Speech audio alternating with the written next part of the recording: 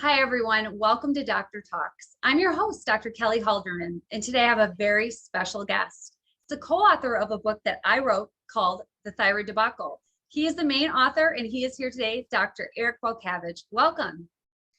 Thanks, Kelly. Thanks for having me. It's always good to see you. Nice to see you too.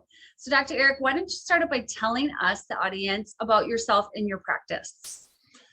Yeah, I've been in practice almost 30 years, 27, 28 years at this point. And I started as a chiropractor with not doing a lot of functional medicine. That quickly changed into a functional medicine dominant practice. And pretty much that's 95% of what I do today is help people improve their health, their quality of life, their chronic conditions by using diet, lifestyle, and strategic supplemental protocols, all things that you and I talk about in the book, The Thyroid Debacle.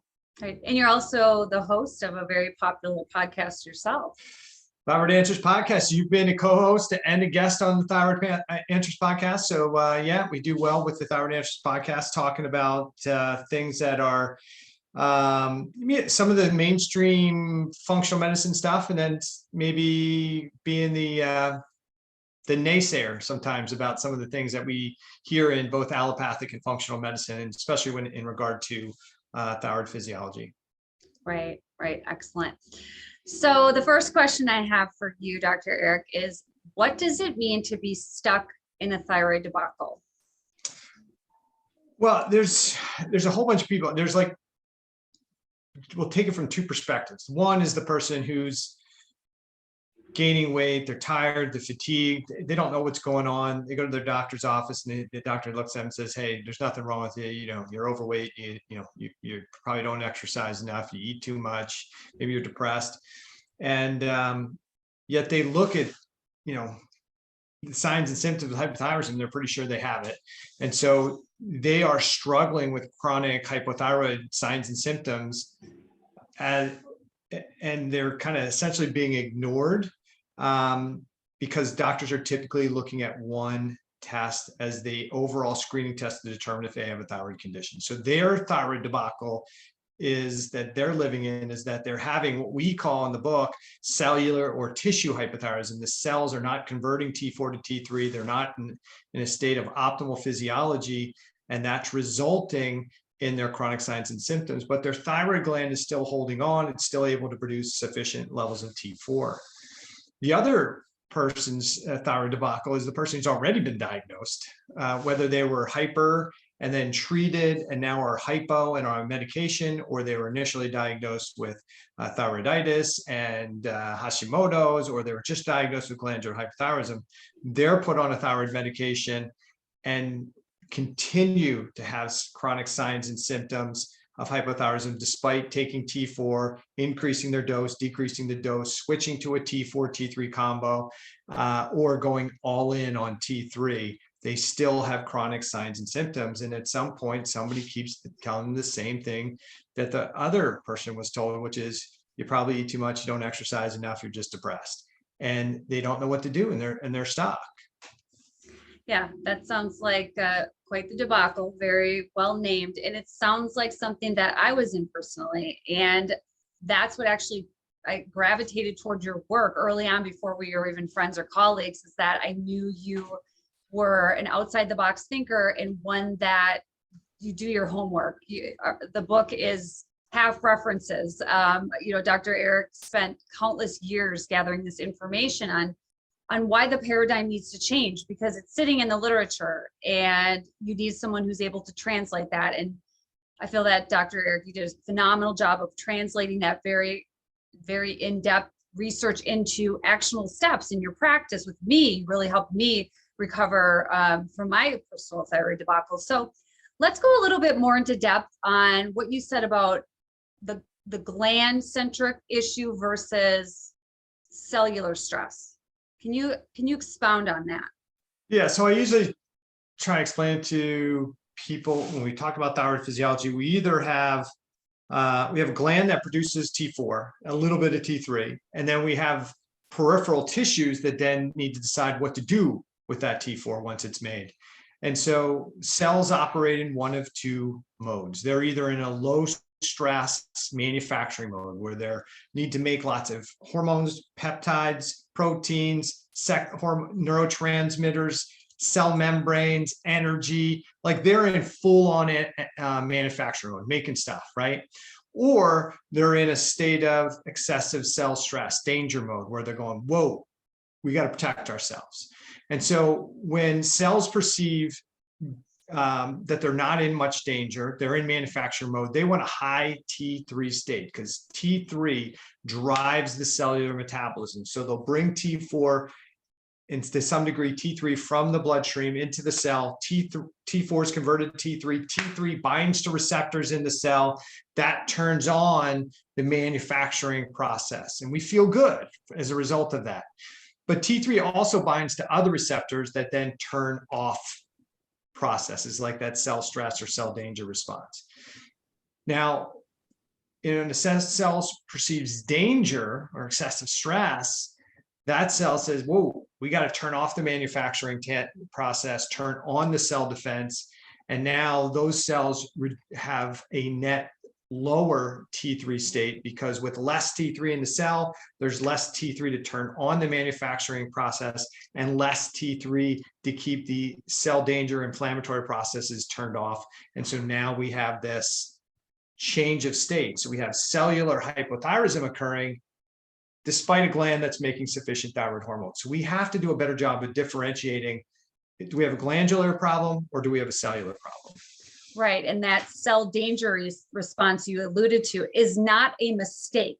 It is not something the body erroneously does. And we talk about that in the book. And so if you have a cell that's in that shutdown mode, that mode that senses that there's danger, that the answer is not pouring in more thyroid hormone. That is not the answer. And that really just makes a lot of sense intuitively. But until we stop fighting the processes that are naturally occurring to help us survive, that's that paradigm that we're in. So go a little bit into what causes the cellular stress, what causes the cell to move into that danger, that cell danger response. Well, yeah, there's a lot of things, and we talk about these in the book as we call them like fitness factors, but definitely your like the microbes, organisms can trigger danger responses, right? So bacteria, viruses, things like that, toxins, whether it's from your food, from your environment, emotions, right? Your psyche, like what's going on between the 6 inches of your ears can have a massive effect. Trauma can have a massive effect. Physical activity and stress, right? Injury, overtraining, undertraining can have an impact on your physiology. Hypoxia, like low oxygen to the tissues, can create a cell stress or cell danger response. And whether that's caused due to poor respiratory habits, iron dysregulation, or other issues, that can be an issue. So you can have sleep disruptions that can create stress responses. So we could have multiple things, and it's usually not one thing that creates this excessive cell stress or cell danger response, but many times it's the accumulation of stressors that pushes us into danger mode, because we're always constantly around a certain level of stress. And when we talk about in the book, the health versus illness continuum. And so where are you on that continuum many times determines how much or how little stress you can manage before you're into danger physiology. Right. Right. And that's why we agree on the tenet of having principles and not protocols, because the principles that we follow are to lessen the cellular stress, not put you on this supplemental protocol that may not address your particular cellular stress. And everybody is different when it comes to that. And that's why part 3 of the book, can you talk about that? Can you talk about what does that entail? How can that help the reader? How can that help the reader that doesn't even have, let's say, hypothyroidism, but has perhaps a different condition that they're dealing with, like type 2 diabetes? Yeah. So I think the best thing is to lay out how the book is laid out, right? So the first section of the book, which you put a lot of time into, is like, hey, this is the traditional allopathic model. And I think we both initially came at this book a little from an anger perspective because of our own health issues and the challenges we've had with the allopathic model, because we both came from the allopathic model. But that first section is really meant to help the reader understand how allopathic medicine evaluates and assesses thyroid physiology. So they're not bad doctors, they're not bad people. This is just what the standard of care is. It's not a great standard, but that's the standard. And you can apply what we talk about in that first part of the book to almost any condition, right? So it doesn't matter if it's a thyroid issue, a lipid issue, a blood sugar issue. It's the same essential model. In part 2 of the book, we put a lot of time into explaining why that model doesn't work so well, and maybe a different way to look at our physiology, especially thyroid physiology. But really, we're talking through the lens of whether is the person in homeostasis, low stress state, manufacturing mode, or in a state of excessive stress, cell danger physiology, what we call allostatic regulation, right? Because it does make a difference how their physiology regulates and what their body is doing in that regulatory mode. So inflammation, we look at always as a bad thing, but it might be a good thing given the situation. A reduction in thyroid physiology may look bad, may make you not feel good, but that might be the appropriate response given what's going on. Beta amyloid in your brain. Beta amyloid in your brain might be a protective mechanism, but right, totally agree with that thought process. Right. So we often look at the thing we feel or see as the problem instead of asking a better question, which is why is this going on? Why is the body behaving this way? Right. And so it doesn't matter what condition you have. If you read that part 2 and start to understand, oh, this is really not about the glandular disease I developed. It's about what created or allowed that glandular disease to occur. Because if I just manage the glandular disease and I don't address what caused it, I'm going to have another glandular disease. That's what the research says, right? Absolutely. Right? And then part 3 of the book is really taking a look at all these health factors or fitness factors that we talk about and how to address each one of them and raise your level of health or fitness in each one of those categories, because you're only going to be as healthy as the weakest links. And so if you spend all your time just working on your digestive tract, but you don't work on your sleep and your breathing and your physical fitness and your emotional state, you're probably not going to be healthy. And then there's people who are athletes, and I kind of fit into this. I would, I don't call myself an athlete, but somebody who tried to take care of themselves physically, right? Competing and doing these things. And you think, oh, well, look at that person. They're healthy because look, they run and they work out and all this stuff. And yet, if you take your eye off sleep, you can't recover. And now you're going to have chronic issues because of that, right? So sometimes we put too much time and attention into one or two factors, ignore the other ones, and then that's how we wind up with chronic health and chronic disease. And we purposely did not put supplemental recommendations in part 3 of the book. And people might be like, well, that's it. That's all I'm looking for, because everybody typically does the same thing. They read a book, they look for the supplemental solutions, they take the supplements, and then they feel good initially because almost everything provides some initial benefit. And then they start not feeling good again. And then they're reading the next book for the next things they can add. And then they wind up on 10, 15, 20 supplements a day. And they're like, I don't feel any better. This is way too expensive, right? Because you're not really doing what functional medicine really is. You're doing what we refer to as the greenwashing of medicine by replacing drugs with more supplements. That's really not healthcare either. So it's really strategies that everybody could take to start improving each one of those fitness factor categories. Right. I totally agree. I think that the fitness factors, that the health optimization of each of those, I didn't take it seriously. I thought everything, health is in the gut. Many years, that's all I worked on was gut health, and took all the protocols and just didn't really move the marker. And it wasn't until I looked at all of them comprehensively, and you will find there's a chapter on each and every fitness factor and how to optimize it. why don't you just talk about just one, just to give the reader, the listener and the reader a little teaser on, let's just talk about respiratory fitness, how underrated this is and how ubiquitous it is for people to be breathing wrong. Well, yeah, I think and there's like whole books written on every chapter that we touch, Notes, yeah, right? exactly. There's a book written on each one. So that's important for people to know. Like, we can't get it all in there, but breathing is really important, because to have optimal physiology means that we're really good at aerobic respiration, which means we're able to make energy with a lot of oxygen, right? It's the most efficient way to make energy. So we could take our food energy, convert that with oxygen into cellular energy.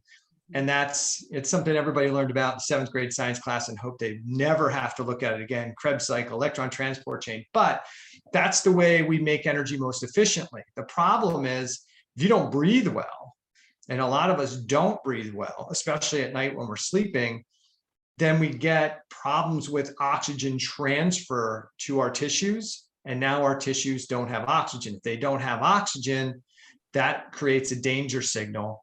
That's going to slow down metabolism. It's going to deactivate their thyroid hormone. It's going to result in an inability to burn fat efficiently, the cravings for carbohydrates and sugar. And then we start into this process of insulin resistance, because we can't get glucose into cell, but we're craving glucose. And then those extra calories are going into storage as body fat, and then body fat produces inflammation, and inflammation further compromises thyroid physiology, and it becomes a vicious cycle. So simple ideas like, hey, let me check my breathing. Do I belly breathe or do I chest breathe? Do I breathe too often in a minute, or do I breathe less frequently? Or I don't want to say less frequently than you should, because some of the numbers where we should be with optimal breathing is down as low as maybe 10 to 6 respirations in a minute. And the average person's probably breathing, 15 to 20 breaths per minute, right? And so I would say, but if I breathe more, I'm bringing more oxygen in. Yeah, but you're also blowing off more carbon dioxide. And there's something called the Bohr effect. If you're breathing off too much carbon dioxide, you could have an oxygen saturation rate 99%, but that's in the blood. We want the oxygen to the tissue, supporting the cells, supporting the tissues, and supporting optimal metabolism. So we get into that in that chapter a little bit more in depth, but not too deep that somebody can't get some general idea of, okay, how do I check what my breathing rate is? How do I check what my respiration percentage, what should it be? And what are some things that I can simply do that cost me next to nothing, if not nothing, to start improving my respiration? And we talk about that for each one of the fitness factors in each chapter. Exactly. And like I said, Dr. Eric just went down that rabbit hole of just the simple fact of optimizing breathing. And we went all the way to blood sugar dysregulation. I know my Oura Ring keeps track of my respirations, which really it's inherent of how my body's operating. And I love that we can track HRV. We're big fans of tracking all kinds of objective measures on yourself, because then you can, in a sense, get to know your body. So I like to tell people, read through part 3, see where your weakest links are, start working on them, but measure with objective data. Measure with, are you getting more slow wave sleep, the deep sleep, restorative sleep, your breathing rates, HRV, definitely heart rate, resting heart rate is extremely important to optimize that. So anything from part 3 at all that, other than we're creating a class for professionals and non-professionals. So the professional class will include more of that dense material from part 2. And so we'll arm them with the paradigm shift that we want to spark here. And then part 3 of how we really start to coach ourselves and really get ourselves out of the thyroid debacle or whatever health debacle you're in is more. So stay tuned that to find out more information. What website do we have them go to, Dr. Eric? Thyroiddebacle.com. to where the book is, right? Then go there to get more information, put an email in, get on the mailing list so they can be updated with updates as to what's coming. There's also, I think, links there to Amazon, maybe Barnes and Noble to get the book, The Thyroid Debacle, because it's out now. Took a while, but it's out, right? So, but all good things come in time, Kelly. All good things come in time. That is right. It is time for its birth. So we're excited. It is actually here. So just a parting thought is, for the person who, is thinking about buying it, is the practitioners thinking about buying it, really talk about why you decided to write this book. Go back to that again. Go back to that initial spark in that the reason why you started to write it, the reason why you grabbed me. Tell the listener about that, because I think that's really interesting.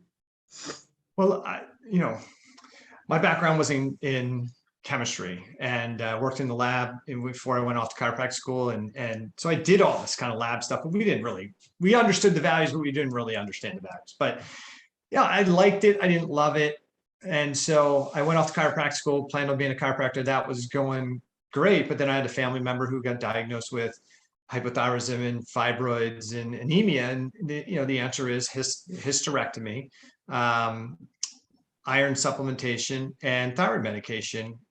And I got a call from my brother saying, "Hey, here's what's going on." And I'm like, "Well, why are you telling me? It's not what I do." And he's like, "I know, but you'll figure it out." And so I started trying to have to figure it out. So back to the chemistry, back to the science, to try and figure out what's going on.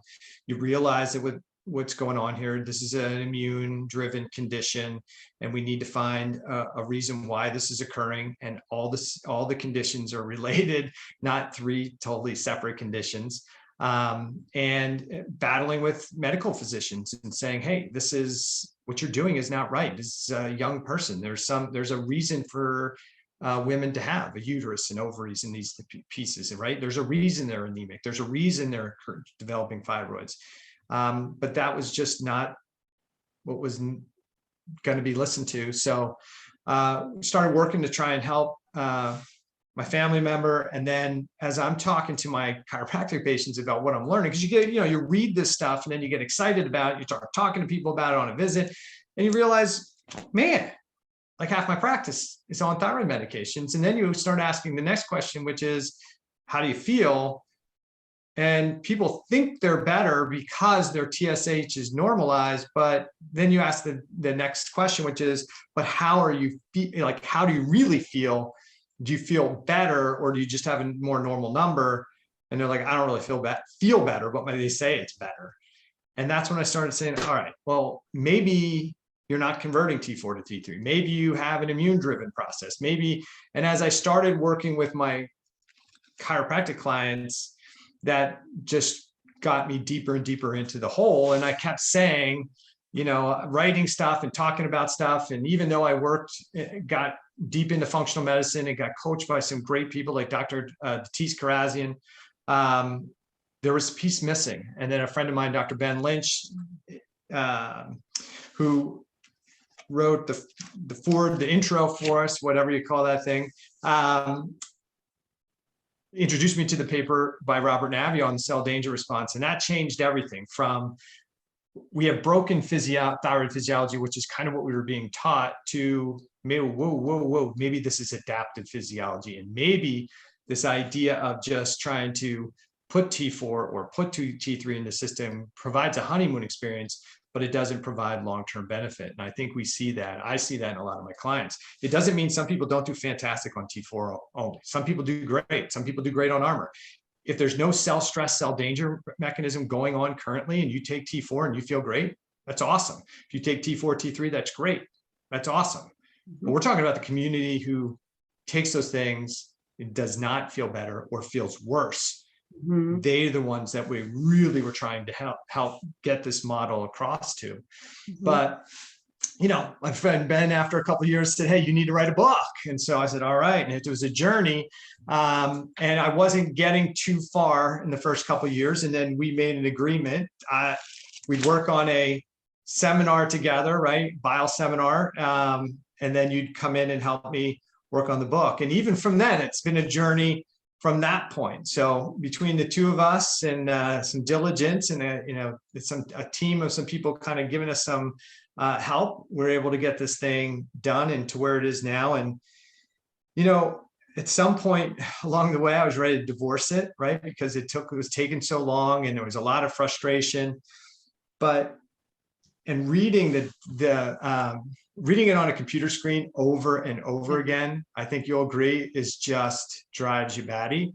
But it's funny. I got my copies of the book, and my daughter caught me the other day. She's like, "Are you reading your own book?" Like, yeah. And for some reason, it's way more enjoyable to go in and read my own book now when it's actually a book in your hand than it was when you were reading the manuscript on the computer screen for the 30th or 40th time, right? So I think I said this to you before, I'll be really happy when it's in my hand. My brother texted me and messaged me and said, "Hey, congratulations." And I said, "Oh, thanks." And he's like, "Well, you don't sound excited." I'm like, "I don't have a book yet. I don't have people showing me the book. As soon as I have a book in hand and know it's a done deal, I'll be happy." So now I'm happy now. And now our job is to help more people understand the message, both physicians and the lay people who are struggling with this, so they can start to say, all right, I'm not crazy. What I'm experiencing is real. I just got to get busy trying to figure it out. Here's some things that they can do on their own before they find a functional medicine practitioner to start working on that process. And then if that helps them and they get better just doing that, that's what we want. If they don't, then great. When they are teaching programs come out, join one of those, right? If you need a functional medicine practitioner, then it's time. You've already done some of the basic stuff. Now you're ready for some more experienced help to understand the nuances. And hopefully we'll have enough people taking the practitioner course when somebody says, well, who would you recommend? Who would you refer to? Who thinks like you, who's going to talk like this, who's going to practice like this? We'll have a good list of physicians around the country and maybe beyond who think the same way and are looking at patients and helping them recover in the same way we would, and the same way we talk about in the book. Absolutely. Yeah, we want to build a community. We really do. There's a lot of people suffering out there, and it's time for a change. And that's what you can be a part of, our community. And I would encourage you guys to go to Instagram and follow Dr. Eric on Instagram. You do Thyroid Thursdays. There's just so much great information just right there. And of course, links to buy the book. But Eric, it has been a joy, as always, to have a conversation with you. Thank you so much for being our guest here on DrTalks. Thanks, Kelly. Thanks so much. Good to see you. Nice to see you too. Bye.